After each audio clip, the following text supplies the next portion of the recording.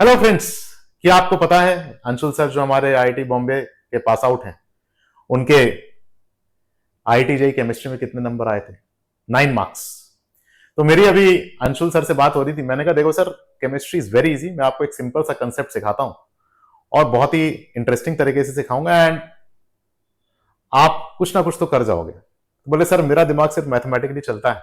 तो मैंने कहा चलो मैथमेटिकली आपको सिखाते हैं। तो मैंने उनको एक फिलॉसफी सिखाई, आइसक्रीम फिलॉसफी।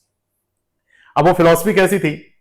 मैंने कहा अंशुल सर आप बच्चों के एकदम हीरो, तो आप बच्चा कोई अगर क्वेश्चन कर ले तो आप उसको आइसक्रीम देते हो। तो हम लोग एक प्रॉब्लम लेते हैं जहां पर 6 ईयर ओल्ड है और 16 ईयर ओल्ड है। दो प्रकार के बच्चे हैं आपके क्लास में, एक 6 साल का है और एक 16 साल का है। ऐसे कई बच्चे हैं। नेचुरल सी बात है, आपका स्टार्टअप है, आपके पास उतने पैसे नहीं है, तो आप आइसक्रीम लिमिटेड लेके आप आते हो। तो नेचुरल सी बात है, आपका प्रेम ज्यादा किसके प्रति होगा? 6 साल के बच्चे के लिए, और आप उसको एक आइसक्रीम दे देते हो। तो अभी आपके पास क्या सिचुएशन होगी? 6 ईयर ओल्ड विथ आइसक्रीम। और जब तक आप सारी आइसक्रीम बांटते हो तो वो खत्म हो जाती है, 6 साल के बच्चों को मिल जाती है। लेकिन सिचुएशन क्या है? 16 ईयर ओल्ड विदाउट आइसक्रीम। अब आपको लगा कि आपने बड़ा अच्छा काम किया है और उसके बाद आप अपने क्लासरूम से बाहर चले जाते हैं।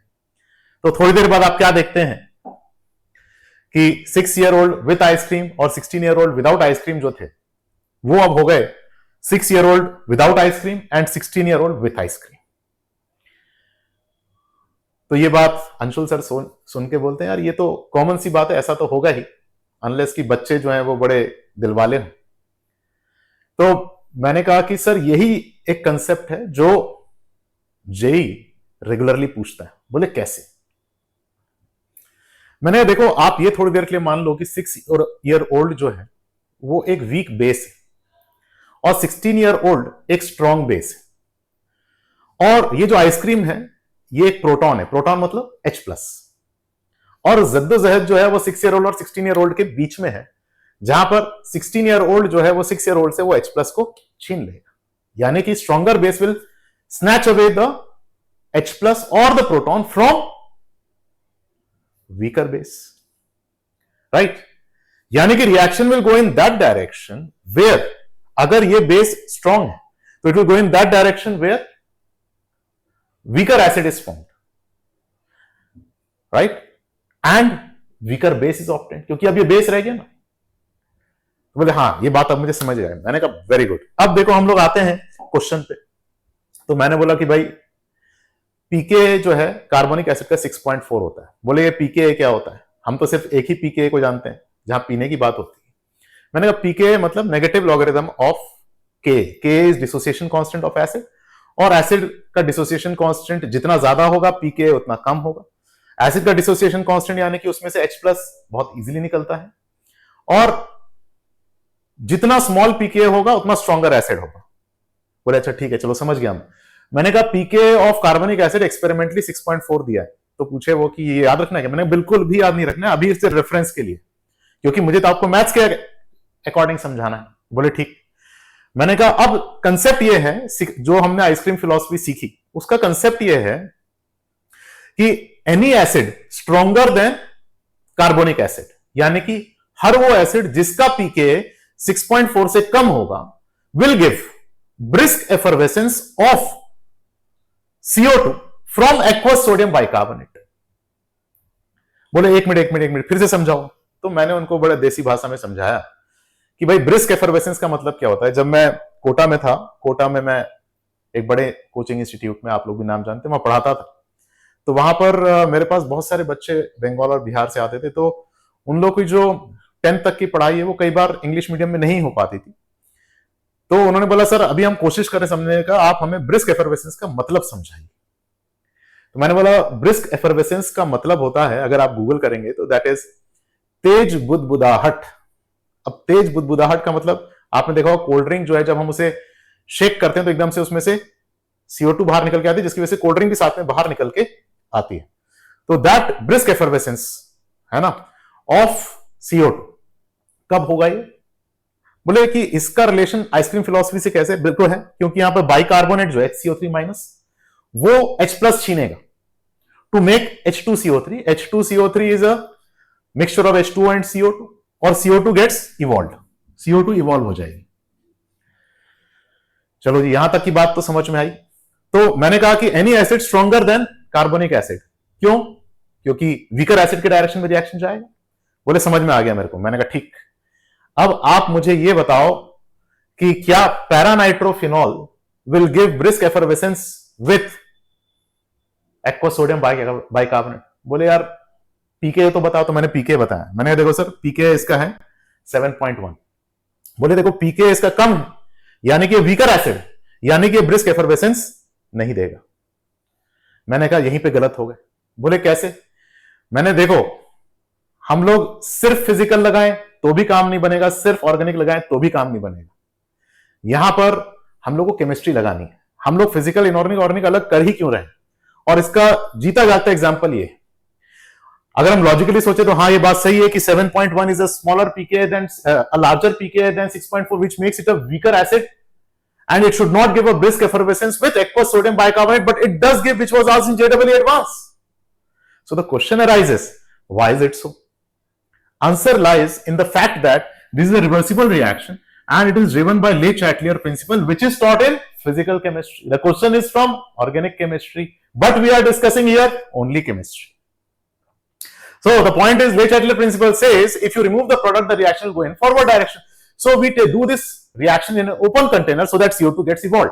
CO2 gets evolved, it goes away, reaction moves in forward direction, you get brisk effervescence. तो अब आप बोलोगे सर ऐसे तो सभी लोग दे सकते हैं. What you are saying is partially correct, but वो हमें विजिबल भी होना चाहिए in a given time frame. ठीक है?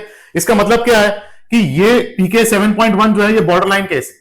अब ये पता कैसे चलेगा? इसीलिए तो आपको मेरी जरूरत है और इसलिए आपको सिर्फ मेरी ही जरूरत है, क्योंकि कब हमें एक बॉर्डर खींचना है वो हमें पता अगर हो तो हम अननेसेसरी की इंफॉर्मेशन ना पढ़ें, जहां पर टीचर्स जो है कुछ लाइक और सब्सक्राइब के लिए अननेसेसरी एक्स्ट्रा इंफॉर्मेशन बच्चों को देते हैं. तो यहां पर हमारी लाइन खिंच गई. ये जेईई एडवांस क्वेश्चन था, ये बॉर्डर लाइन. तो अब सवाल ये उठता है, मैंने अंशुल सर से पूछा सर अब ये बताओ ऑर्थोनाइट्रोफिनॉल क्या ये देगा? बोले सर ऑर्थोनाइट्रोफिनॉल पैरानाइट्रोफिनॉल से स्ट्रॉन्गर है या वीकर है? मैंने कहा ध्यान दो. बोले अच्छा हाँ याद आ रहा है धुंधला धुंधला सा, ये हाइड्रोजन बॉन्डिंग है और हाइड्रोजन बॉन्डिंग अगर हो रही है यानी कि हाइड्रोजन निकालना मुश्किल होगा. मैंने कहा बिल्कुल सही बात है. तो इसका मतलब ये एक वीकर एसिड होगा पैरानाइट्रोफिनॉल से. मैंने कहा बिल्कुल सही बात है, यानी कि इसका पीके 7.1 से ज्यादा होगा. मैंने कहा बिल्कुल सही बात है, और इसका पीके है 7.4. तो क्या ये देगा ब्रिस्क एफरवेसेंस? आंसर है नहीं देगा. क्यों? क्योंकि मैंने आपको बताया ना बॉर्डर लाइन क्या है, paranitrophenol. So will this give brisk effervescence with aqueous sodium bicarbonate? Answer is no. समझ आ गई बात? तो अब हम यहां आते. मैंने बोला सर ये बताओ RC triple bond CH acetylene है, इसमें ये हाइड्रोजन बच्चों को पढ़ाया जाता है कि एसिडिक है. तो और NaOH क्या होता है? बोले NaOH तो मुझे पता है बेस होता है. तो मैंने कहा अब ये बताओ क्या ये रिएक्शन फॉरवर्ड डायरेक्शन जाएगा? अरे सर क्या बात कर रहे हो, एसिड और बेस ये तो फॉरवर्ड डायरेक्शन में जाना तय है. और मैं फिर उनको बताता हूं कि ये गलत है. तो अब ये दूसरी गलती की अंशुल सर ने. ठीक है? तो एसिडिक हाइड्रोजन का मतलब क्या होता है? तो मैंने उनको बताया देखो इसका पीके वाटर का है 15.7 और टर्मिनल एल्काइन का पीके है 25. अब आप मुझे बताइए which is a stronger acid? पूछा मैंने अंशुल सर से, तो उन्होंने बोला सर वाटर. क्यों? क्योंकि it is having a lower pKa. और रिएक्शन कौन सी डायरेक्शन में जाना चाहिए? In the direction where weaker acid is form. तो reaction will go in which direction? Backward direction. तो एसिटाइलिन या derivatives of acetylene having more than 4 carbons, are they soluble in NaOH? Answer is no. और यही कारण है जब हम लोग E2 एलिमिनेशन करते हैं इन एल्काइंस, तो अगर आप यहां पर अल्कोहलिक KOH लोगे तो कोई रिएक्शन नहीं होता. और जेई ने भी इसको टेस्ट किया था बच्चों, इस तरीके से टेस्ट किया था कि यहां पर उन्होंने लिया था फ्यूज्ड KOH, और फ्यूज्ड KOH और हीट करेंगे तो ये E2 एलिमिनेशन हो जाएगा. और इसलिए हम लोग इससे स्ट्रॉन्गर अगर लेना चाहें तो we can take over here alcoholic NaNH2. और जब हम अल्कोहलिक NaNH2 लेते हैं तो ये हो जाता है. क्यों हो जाता है? वाई? बिकॉज एमोनिया का जो पीके है that is equal to 36, which is much larger than 25। तो क्या होगा, NH2 माइनस यहां से क्या करेगा बच्चों, NH2 minus will take up this H plus and here you will get ammonia. So is this reaction feasible? Answer is yes. तो देखो बच्चों, ये कहानी जो है ना, ये सिर्फ ओनली फिजिकल ओनली ऑर्गेनिक की नहीं है, फिजिकल और ऑर्गेनिक टुगेदर है। तो अंशुल सर बोले सर आप तो इनऑर्गेनिक भी कराते हो, आप इनऑर्गेनिक से ऑर्गेनिक को कैसे कोरिलेट करोगे और फिजिकल प्रॉपर्टीज में? तो मैंने कहा चलो sir let us teach you one more concept. एक कंसेप्ट मैंने उनको और सिखाया और वो था बॉइलिंग पॉइंट का। BP also means blood pressure. Already Anshul sir नाराज हो रहे थे, यार तुमने मेरा बीपी बढ़ा दिया। तो हमने कहा कि ऐसा बिल्कुल नहीं सर, अब आपको एकदम कंसेप्ट सिखा रहे हैं, आप देखिए मस्त शानदार कंसेप्ट है। मैंने कहा देखो मॉलिक्यूलर वेट, बोले हाँ हाँ याद आ रहा है मुझे, हम लोग यहां पर टोटल करते हैं कार्बन और हाइड्रोजन सबका। तो मैंने कहा आप बताइए मॉलिक्यूलर वेट का ऑर्डर क्या? बोले इंक्रीजिंग ऑर्डर है। मैंने कहा बहुत ही शानदार। मैंने कहा अब वैंडरवाल फोर्स जो होती है वो इंटरमॉलिक्यूलर फोर्स होती है, जो कि जितनी स्ट्रांग होगी उतना हाई बॉइलिंग पॉइंट होगा, प्रोवाइडेड और कोई फोर्स ना हो तो। बोले अच्छा समझ गया। बोले अच्छा वैंडरवाल फोर्स हम कैसे मेजर करेंगे? मैंने कहा मेजर नहीं करना आपको, बस ये ध्यान रखना है कि मॉलिक्यूलर वेट यदि ज्यादा होगा तो वैंडरवाल फोर्स स्ट्रॉन्गर होगी और बॉइलिंग पॉइंट ज्यादा होगा। तो मैंने बोला चलो मॉलिक्यूलर वेट का आपने ऑर्डर बताया, आप मुझे आप बॉइलिंग पॉइंट का ऑर्डर बताओ। तो बड़ा खुशी खुशी उन्होंने बताया सर बहुत सिंपल है, ये है बॉइलिंग पॉइंट का ऑर्डर। मैंने कहा वेरी गुड। मैंने कहा दूसरे का बताओ। बोले सर ये यहां पर भी तो कार्बन और फ्लोरीन बढ़ रहे हैं, तो यहां पर भी बॉइलिंग पॉइंट बढ़ना चाहिए। मैंने कहा वेरी गुड, यहां पर भी ऐसा हो गया। मैंने कहा सर आप आधी जंग तो जीत चुके, यानी कि जेई मेन तो हो चुका, अब एडवांस में कुछ करते हैं। बोले सर पूछो। अब उनको मजा आने लगा था, तो मैंने कहा सर अब इन दोनों का कंपैरिजन हम लोग करते हैं कि इन दोनों में किसका ज्यादा होगा। तो बोले इसका। मैंने कहा बिल्कुल सही, इन दोनों में इसका। बोले कि यही ऐसा ही ऑर्डर चलेगा। मैंने नहीं, अब यहां गलत हो गया। तो बोले क्यों, ऐसा क्या हुआ? मैंने कहा यहां पर ये ऑर्डर रिवर्स मार जाता है। तो बोले ऐसा क्यों? मैंने कहा यहां पर क्योंकि इतनी ज्यादा फ्लोरीन्स हो गई हैं कि अब जो मॉलिक्यूलर स्फीयर है उस पर नेगेटिव चार्ज डेवलप हो जाएगा, जिसकी वजह से दूसरा मॉलिक्यूलर स्फीयर जब उसके नजदीक आएगा तो इट विल अंडरगो रिपल्शंस, और रिपल्शन की वजह से वो दूर जाएंगे, जिससे उनकी इंटरमॉलिक्यूलर फोर्स वीक हो जाएगी। तो because of large number of fluorines the intermolecular force has decreased and this type of phenomena is known as PCA. PCA stands for peripheral charge accumulation. Peripheral charge accumulation.